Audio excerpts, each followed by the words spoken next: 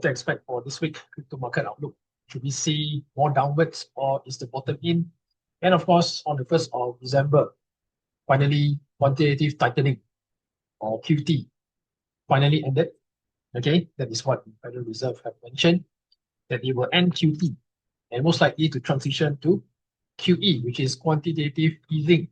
That's when the Federal Reserve will start to print more money. Printers will be active again. Okay, so you can see that the Federal Reserve decision to halt balance sheet runoff.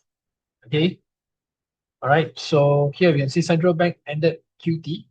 Okay, on 1st of December, and will now roll over maturing treasuries and reinvest mortgage bond payouts into treasury yields. Okay, but the goal is to keep reserve ample as money markets in the US show signs of strain, right? So yeah, I think most likely everybody wants to hear this, which is transitioning from QT to QE. Then markets will slowly start to adapt. Then only you can have more liquidity coming into the market. The key word here we are looking at in crypto is liquidity. Because usually end of the year, Q4, okay, we are lacking of liquidity. So that's why you can see that the market is stagnant. Okay, not much of movement. Okay, because most of the hedge funds, big players are already on holiday. Okay, so you can see like other markets like forex market, gold market, okay, even stocks. Okay, you can see there is not much liquidity left towards end of the year. Okay, all right. So here, the shift should help steady liquidity and keep short-term rates under control. Okay, market remains cautious for now. Okay, all right. So investors are watching closely to see if easier conditions can slow the slide. Right. So I don't expect December to have a massive rally. Okay, maybe after 10th of December, which most likely the Federal Reserve will have another 25 basis point rate cut. Okay, all right. Well, another one. So probably market might price in for now, for this week. Let's see market continue to rally before the 10th of December, which is 1 week from now. Okay. Okay, so that is the expectation here. And then of course, looking at the Bitcoin dominance. Okay, so usually by Q4, dominance tends to drop or tends to peak. Okay, and then outs against Bitcoin starts to outperform. Okay, so we had the last quantitative tightening during when COVID. Now we are already at end of Q4 or end of the year. So the timing of the QT is totally not in line, or totally out of sync compared to the last cycle. Okay, last cycle was on what? March, isn't it? March 2020 or somewhere second half of 2020. Because due to the COVID, due to the pandemic, so that's where they starts to print more money. Federal Reserve decided to print more money. Okay, to transition from QT to QE during the time. So now we're already ending the year. Now only start transitioning from QT to QE. So how much of movement right now for the crypto market if this thing will happen? Okay, are we still in time or is the bull market rally over? Okay, so stocks also went up. Okay, but unfortunately, crypto did not keep up. Okay, all right. So QT stops on tomorrow. Last time QT was shut down, it marked the top for Bitcoin dominance. Now, if the history were to repeat, this could be a very bullish signs for the alts, and of course, maybe they could see some alt season. Okay, so Bitcoin has to top up first. Bitcoin dominance has to top up first. Okay, then once QT stopped, that's where you see the flow for the smaller coins. Okay, and then steady fall in dominance while many alts slowly begin to recover from deep losses. Okay, so I'm not sure how many of you are holding alts are already down like 90 to 95%. How much of recovery will that come into place if this thing were to happen? Okay, so I believe most likely for this cycle, especially coming in for end of this year, not all alts will make it. Only a certain alts. Okay, you can see so many alts from last cycle already down 99%. Cannot even recover at all. So that is the concern there. Okay, right. So price action near this level shows the move is losing speed, very slow. Trend is flattening, not accelerating. Yeah, due to what? Lack of liquidity. Okay, because we do not see retails coming in compared to the last two cycles. Last two cycle was driven by retail. Okay, driven by euphoria. At the moment, we don't have any type signs of retail coming in this end of this year. So it's heavily driven by institution. your liquidity now depending on its institution rather than retail right now. Okay, and then those institutions are on holiday now. So your liquidity is totally lacking in the market. So that's why you don't see much movement. Okay, so maybe by Q1 2026, which is January, right, next month, probably might see some signs or probably some recovery or warm up for the crypto market again. But nonetheless, I think usually Q1, that will be the absolute low of top or probably the end of the bull market mania. Okay, right, and then next, okay, is the bottom in. Okay, and then there are a few factors here that we can able to look into. Early indicators, okay, that we can able to identify whether the bottom is in. Okay, so first thing that we're going to look at is this trading, over leverage traders. Whether you're long, short, buy or sell, this thing has to be flushed out, both buyers and sellers. Those who over leverage, also known as the funding rate. So if the funding rate is positive, that's where it creates a lot of interest, okay, for traders to actually long and short, which we do not want that. That's where the market is going to have a hard time to continue to rally. So until then, we need these factors such as capitulation, deleveraging, and seller exhaustion. This is the key here to ensure that the market can continue to rally again. To ensure that we need to have a reset, a total reset from the leverage trading field, where everyone is capitulated, lost money, okay, and then the funding rate resets to 0 or negative. Now then that's where the market can be able to find its bottom. Okay, hinting at the bottom is extreme deleveraging. That is a key word here. Okay, so as long as most people are losing money, okay, flush or capitulation, that's where the market will start to find its bottom. Okay, and then of course we are looking at the market most likely to remain stable and healthier. Okay, for those spot holders, okay, spot and chill holders rather than leverage. Then that's where market will start to climb back up again. Okay, so yeah, in addition to extreme deleveraging, short-term holder capitulation is another factor hinting at a Bitcoin bottom. So as long as the interest wiped out or people lose money completely, get frustrated, then they leave the field. That's where only Bitcoin can able to, or probably the crypto market can able to recover, then continue again to where it left off. Okay, so yeah, hopefully that stays. Then we can able to look into other area as well. Okay, we look at seller exhaustion as well. I think people are done selling. Okay, all right. So suggesting that panic and fear have almost burned out, and selling pressure has reduced. So conclusion that Bitcoin is near the bottom. Okay, so we can see a lot of massive selling coming in for Asia session. Okay, and then of course for hedge fund as well, big companies are also selling. Okay, all right. So that is the key there. Then next, very important, coming in from Ethereum, ETH. Okay, so I think today is the upgrade, Ithaka upgrade. Okay, very important. So this is also another similar like the EIP 1559, where they tend to reduce the gas fee. Okay, they're planning to actually reduce the gas fee, but this is the next upgrade here, quite similar to the previous one. Okay, so Kusaka upgrade is today. Okay, Ethereum is securely scaling. Okay, so that's what they are trying to do. They try to scale as much as possible, but end up the gas fee is still the same. Okay, so this is a new implementation from Ethereum, which is called EIP 7825. Okay, so what it does is that Ethereum now, they have a certain cap or limit on transaction, which is at 16.8 million in total of gas.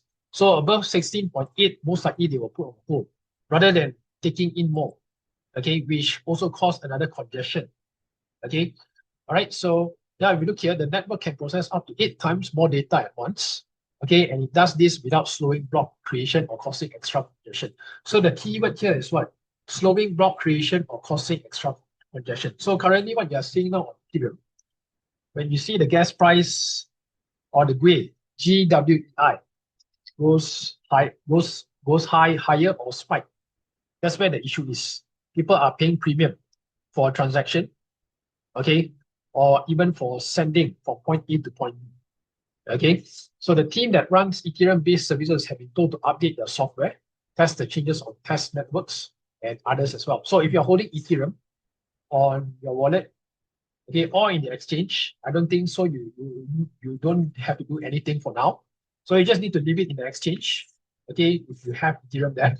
Or if it's in your MetaMask wallet, Web3 wallet, so you can just leave it as it be. Okay, so Ethereum gets several upgrades to protect it against coordinate attacks. Okay, all right. So yeah, so overall, this EIP-7825 is mainly focusing on gas limit transaction. Okay, all right, to prevent a single massive transaction taking up an entire block. This is the whole idea here. Okay, so they are only limit a max of 16.7 million of gas. Okay, and then after that, more than that, they will put a hold, and then you will wait again for another 16.7 million again, and then they will pass it through again for one block. Okay, so yeah, we can see here the implementation before Fusaka. Okay, you can see the Ethereum block right now is mostly on spam transaction. So spam transaction also they are catering in.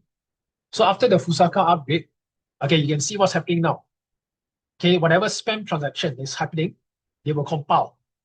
Okay, and then they will look into it, whether is it worthwhile taking into the genuine transaction. If not, then they skip this transaction, or they leave it out first.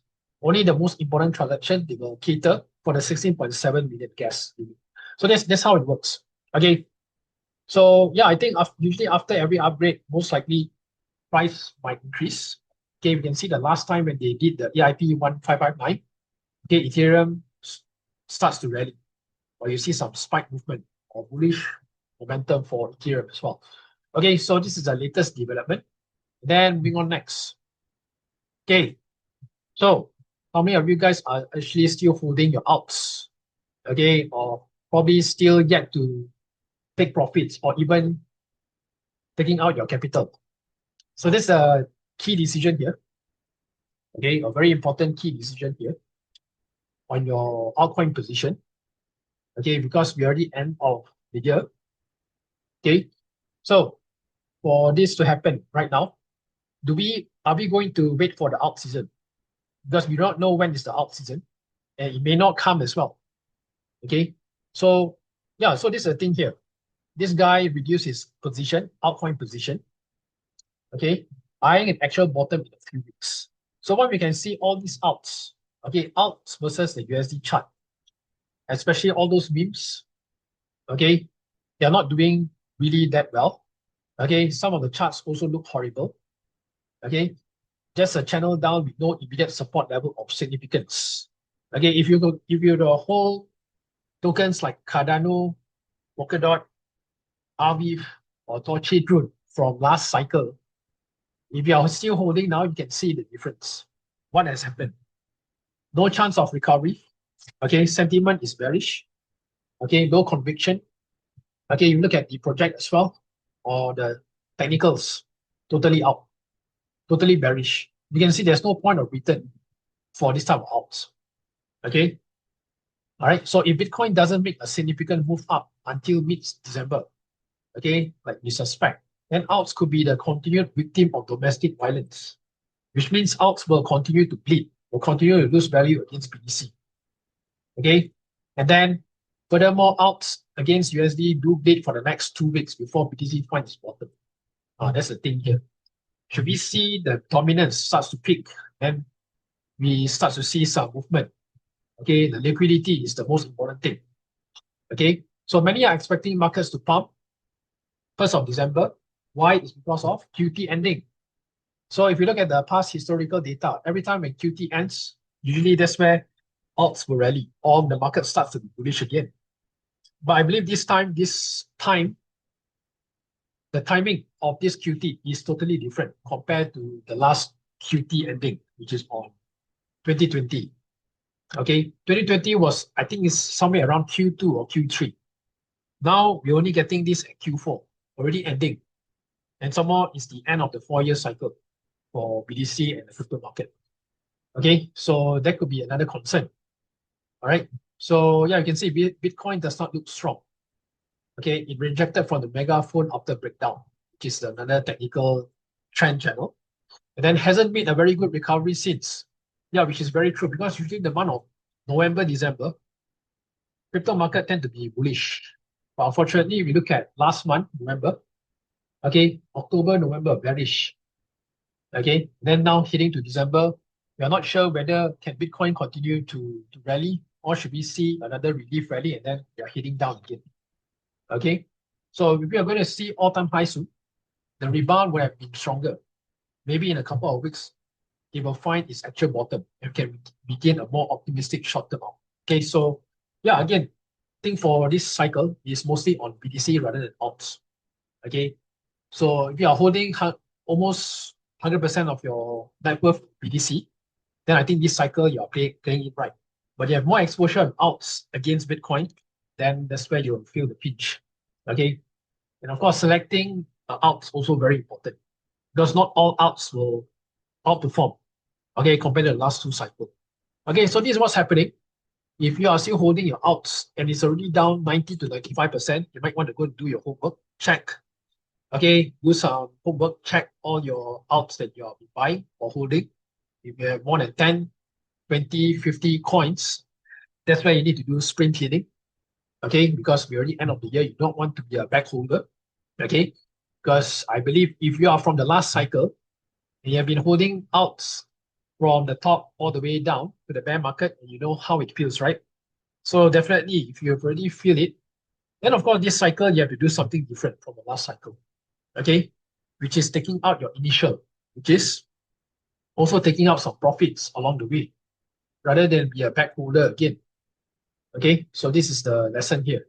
Next, okay, speaking of CryptoCon, I think CryptoCon, the last post was I think September, October. He mentioned that he sold his Bitcoin, I think at around 115, 118. And then his subscriber or his followers starts to bash him. Why you sell so early? Okay, if you look at the comments, or why you sell so early, you're going to regret this, you know, we are still going to go up. And what happened? Everyone proven wrong. Okay. And then now this is his first ever post after that. Okay, he mentioning what here? First cycle top, Fibonacci. Okay. So this is the current situation right now. Okay. First cycle top on the Fibonacci halving have been off by about 2 months. Okay. Right. So yeah, compared to the last two cycles here, what's happening here? This is the red. Okay, 0.236 first top. And then the next final top, 0.382 cycle top. So now what is happening now, what you can see, March 2025, we already had the 0.236 first top. And then October, which is the second one. So we can already see what is happening right now. Okay, so Bitcoin will not see a bear market this go around because institution. So only 30% correction here out. Okay, so every price down you see bottoms in, new all-time high soon. That's the bear market trap. Okay, so bear market usually takes the full year to play out. All right, so yeah, I think we're going to see. Okay, I think most likely Bitcoin will continue to go up, but probably on a relief rally. Okay, probably maybe 100 to 110. Okay, after that, then you have to decide whether you want to continue or maybe you want out. Okay, because I already prepare my exit strategy. Okay, to dollar cost DCA by selling out rather than selling one lump sum. So now the price is what? 92.4. So if Bitcoin goes to 97, 98, I'll be selling 30% of my BTC to stables or USDT. Why? It's because to prepare for the next cycle, the bear market cycle. That's where I want to accumulate again. So again, you have to ask yourself, what is your intention of holding your crypto or Bitcoin? Okay. So if you want to, are you happy with your Bitcoin accumulation? Are you happy with what you have? Okay, if you're happy with what you have, continue holding. And you don't need to sell or convert into stables and continue with the bear market. Now, if you are planning to accumulate more Bitcoin, only for Bitcoin, I'm saying, okay, let's say you only have 0.1 BTC.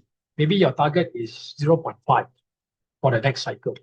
So what you should do is that you should be, start to look into an exit strategy. You want to convert your Bitcoin to stables so that the next bear market comes, you can able to accumulate at a cheaper price in order to accumulate more Bitcoin. So always I said, you keep asking me when you want to sell, please let me know. Then I pose this question to you. Are you happy with your Bitcoin holdings, or are you going to accumulate more for the next cycle? So if you are planning to accumulate more Bitcoin for the next cycle, like my scenario, then of course you might want to follow this strategy. Of course, not financial advice. So this is my exit strategy. Okay, 97, 98, sell 30%, convert to stables. Okay, then if it goes up again, 100K, 105, another 30% again. Goes up again to 110, 110K, sell the remaining 50% or 80%. Convert fully into stables and just wait for the next transition. Okay, rather than selling the whole lump sum. So that is a strategy. Okay, only for BDC. For alts, you have to really consider. Okay, right? Because I think this cycle is mostly on BDC for now. And then next, okay, speaking more on QE. Okay, or probably QT, ending of QT transitioning to QE. Okay, so QE might be closer than anyone thinks, and the Fed just gave the first hint. So what is the first hint that we are looking at? Okay, so the Federal Reserve have already pumped about 30.5 B in the banking system through overnight repos, the second largest spike since COVID. I think one of the largest deposit that they have done so far. Okay, so same pattern we saw in late 2019. What's happening?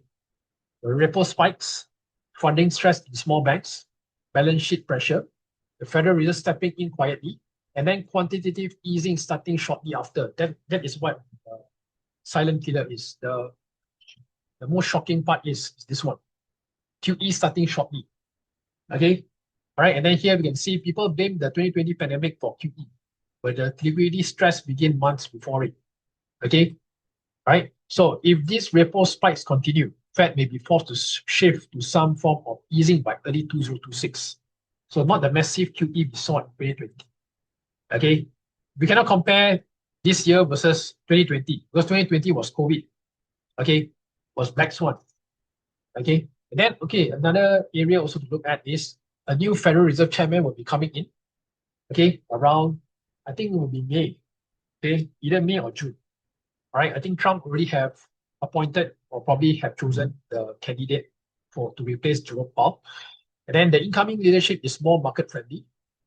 Administration prefers easier monetary policy. And then, of course, focusing on rate cuts, liquidity as well. That is the thing here. You want someone to align with Donald Trump's instruction rather than against or rather than not following instructions or orders. So yeah, I believe most likely Trump will appoint someone who just followed orders. Okay, right? So over the next 3 to 6 months, this type of liquidity pressure usually leads to more easing, and crypto is always one of the first markets to that. Okay, so liquidity is the key here. You need the liquidity to fund in, okay, for crypto to continue to rally or to continue to have this kind of volatility. Until then we have to sit and chill, okay, and then start to figure out what can you do with the alts. Okay, probably you need to trim, you need to cut, you need to downsize. Okay, and then start figuring out how can you able to accumulate more BTC, okay, rather than finding the next 5 to 10x altcoins. Okay, because I think if you are not happy with your current Bitcoin holding, you might want to look forward for next cycle. Okay, if you're like me, focusing on accumulating more BTC, okay, for next cycle. Next, okay, speaking about airdrop, okay, so yeah, I think for those of you who've been doing Superform, okay, you've been staking your funds on Superform, providing liquidity. Okay, I think you can be able to check your eligibility. So Aspen, have you been doing this or not? Superform. I think last time we did for Hyperlane, I think. Okay, Hyperlane. So if you've been staking there, you might want to check whether you're eligible. Okay, claim.superformfoundation.org. And then next, here coming in from Espresso Drop.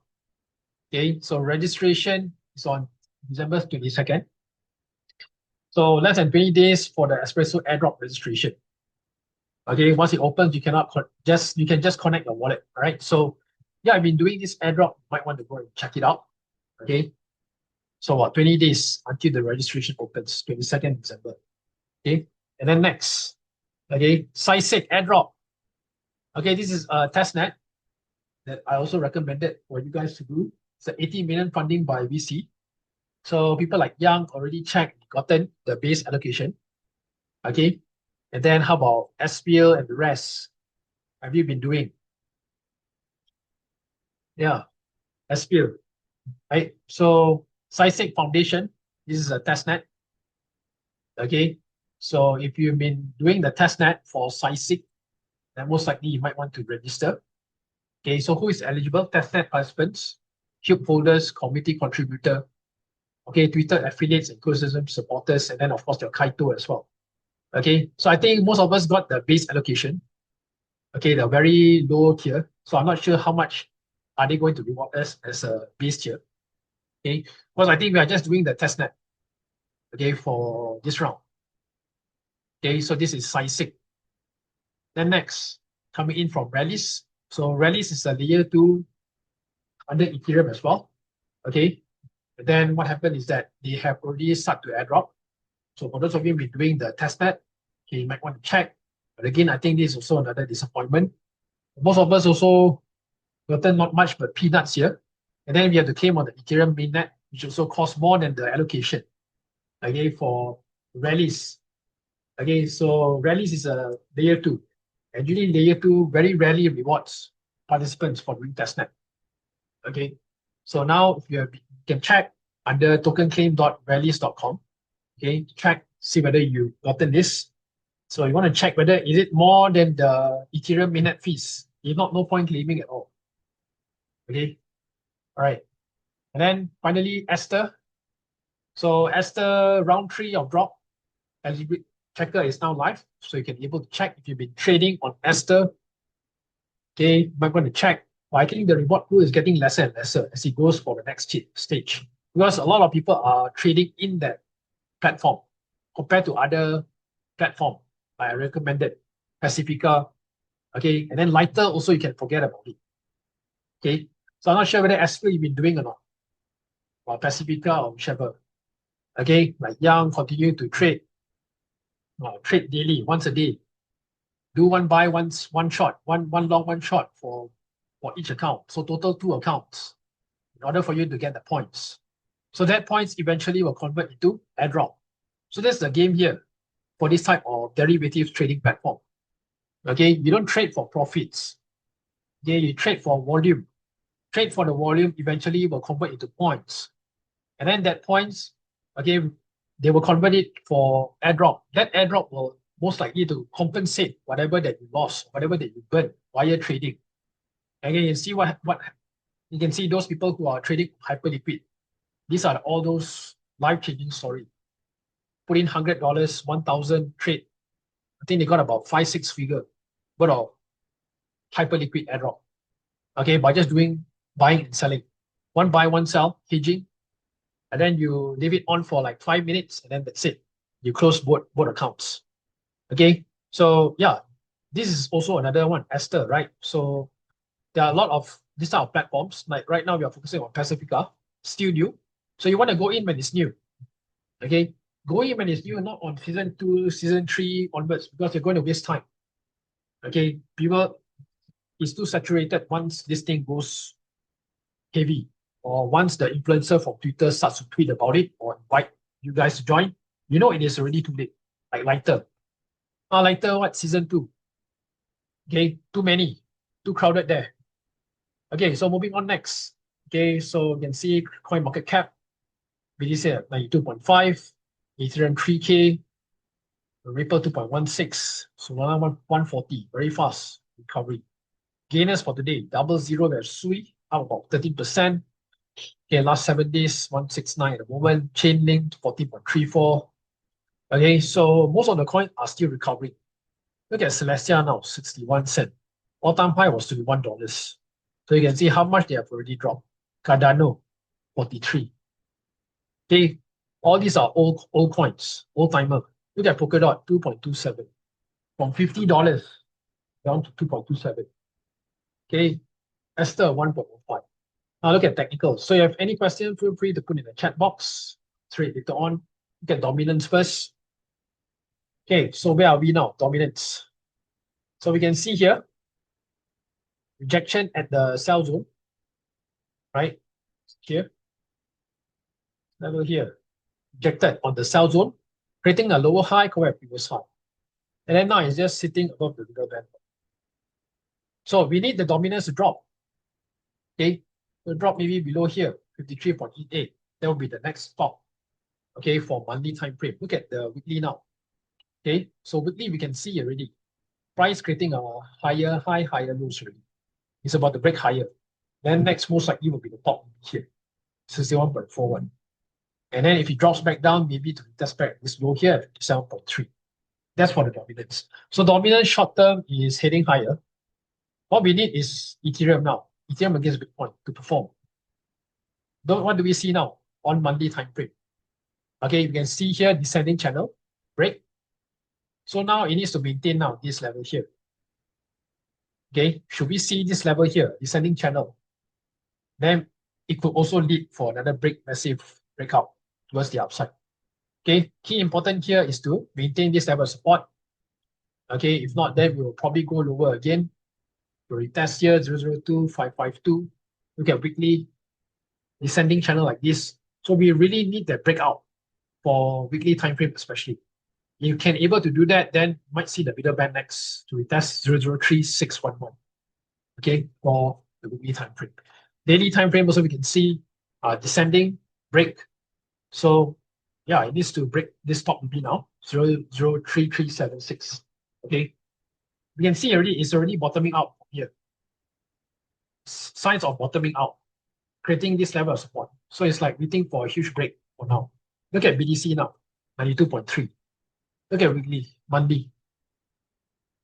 So monthly. Now, monthly important is why it's close above the middle band. So it's still creating this higher high, higher lows, higher highs, higher lows, higher highs, higher lows, higher low structure. Still above, still uptrend on monthly. Okay. Then next level we're going to see here is to retest this resistance at 96.7. And then here will be 102.3. Look at the weekly time frame. Okay, momentum sell. So every momentum sell, there's always a pullback. So this pullback is a relief rally that is coming in. I think most likely for this week, following by next week as well. Next level relief rally will be 97K. Okay, and then probably might retest at 100.6. Then continuation towards the upside again, probably around here, 108. Okay, so these are the zones probably you might want to consider making your exit rather than continue to hold and having wishful thinking that it will continue to go up. Because I think with this market, it is already done for BTC. I don't see this thing is continue to rally. Okay, most likely to create another lower high. But look at daily now. Okay, higher high, higher low. Now you can see here it's bottoming out from here. It's already bottoming out. Okay, so we need the closing past the top B now. So what it did yesterday was a bullish engulfing, which is good. So next level, 96.2. So it needs to breach 96.2. Okay, and then most likely will challenge the 100K very soon for BTC. Look at ETH now. Okay, ETH. Okay, break below the middle band. Okay, creating this level of support. There are a lot of spots here. Look at weekly. Momentum sell, pullback, most likely to retest the sell zone here at 3242. Then next will be here, 3487 for ETH. Okay, so yeah, you can see ETH it is already bottoming out here. Now, this is your signal here, bottoming out. Okay, so yeah, I think most likely price will continue to rally for this week. And then until before the 10th of December, might see some slight pullback because of the cutting of interest rate, 0.25 basis point, which is highly likely to cut. Okay, we look at Solana. Okay, similar momentum sell pullback, most likely on this 151 for weekly time frame. Okay, similar, you can see all these patterns are quite similar to Ethereum as well, bottoming out here, most likely to push higher. Look at SWI 1.68, weekly also momentum sell pullback for the sell zone here at 1.82. You look at the daily time frame, also similar. All the daily time frame is reacting very similar, a similar pattern. Okay, bottoming out and then now bullish engulfing. Cardano also same thing. Yes. Okay, look at the daily time frame, also quite similar, bullish engulfing also. Okay, all right. So yeah, there you go. And then yeah, I look at all those old coins, Polkadot. It is very bad, I think now. Daily. Now you see what happened? It is different compared to other charts. It is already down. Okay, weekly also downtrend. It's already down. Okay, to a new lows again. So this is a thing about sunk cost fallacy. Still holding, still reluctant to give up. Then you continue to hold your bags, and then this is what happens. That you refuse to let go. So a very important and painful lesson if you are a bag holder. And hopefully you guys can be able to learn, then start to improve better for next cycle.